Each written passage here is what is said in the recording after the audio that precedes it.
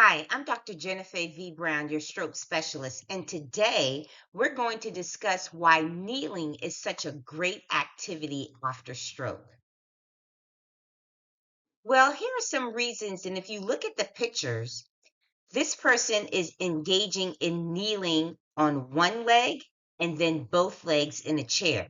Not everybody is able to get to the floor, but the other person is doing bilateral kneeling, high kneeling, and reaching. Kneeling is so important because it breaks up the extensor synergy pattern that you often see in the lower extremity. You have to stretch the rectus femoris muscle and the quadriceps muscle, the first crossing the hip and the knee joint, and then the quads, the three of them, laterals, intermedius, and medial, crossing just at the knee joint.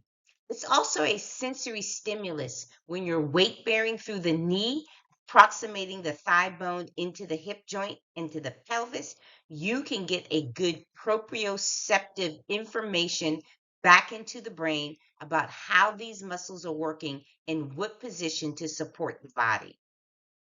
I already mentioned this, but you get this flexibility across the hip flexors, proximally, the quadriceps, and the rectus femoris.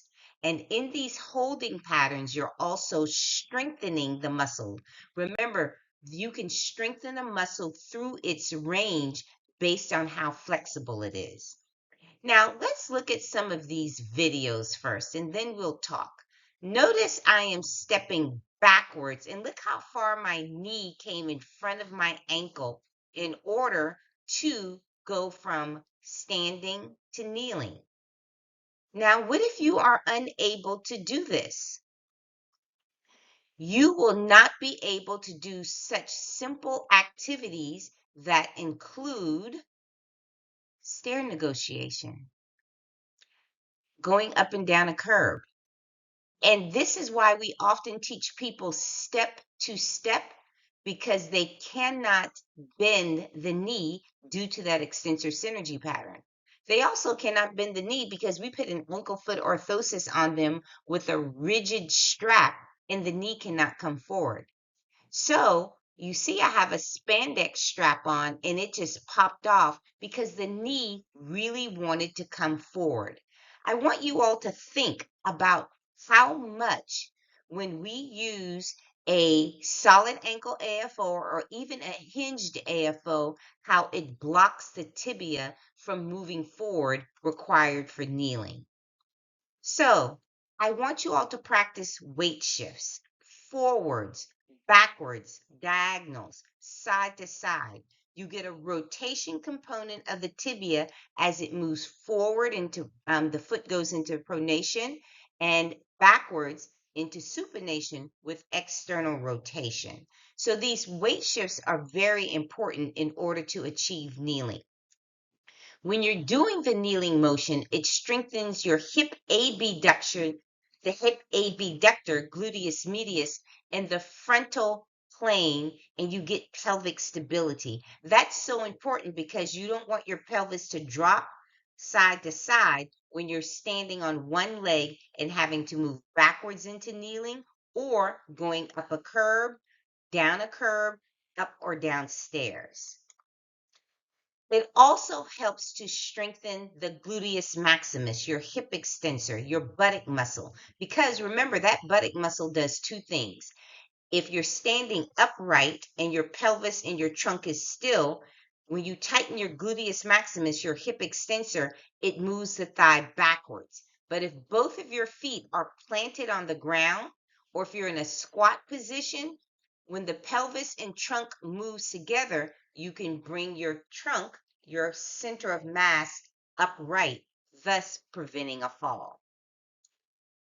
And last, it helps the knee flexors. It's particularly, I think, for knee control when doing lowering work in which the quadriceps, that rectus, has to work eccentrically.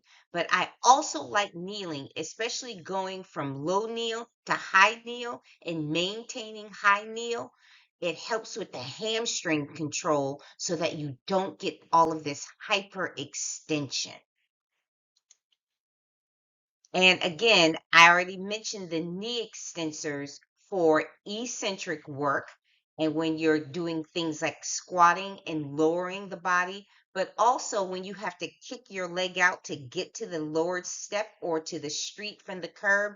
That's concentric work of the thigh muscles, those quadriceps and the rectus femoris. And don't forget your ankle dorsiflexors and plantar flexors. So as you squat, as you kneel, as you go into low kneel, you have to weight bear through your forefoot, and your ankle dorsiflexors and plantar flexors are working. Like when you lower yourself to a curb, lower yourself onto the step, your calf muscles are working eccentrically.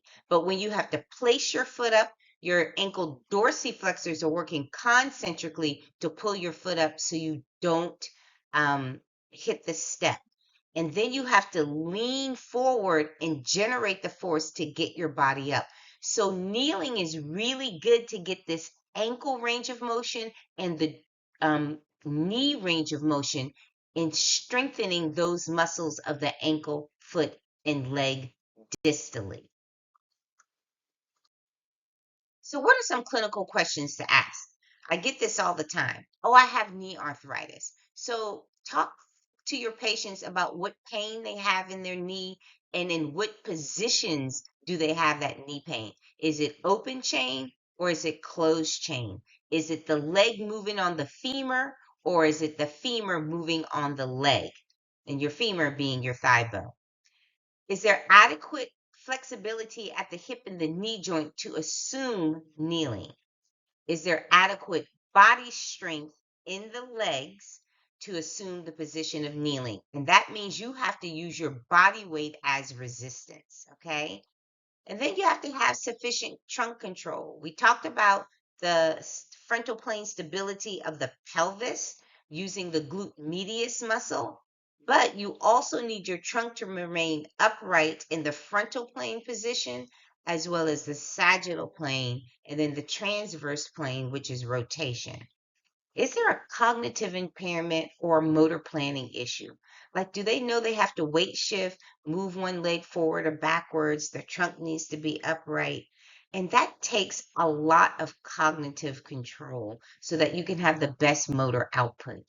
And then, is this a therapeutic intervention with therapy, or is it an activity to do at home independently or with caregiver support?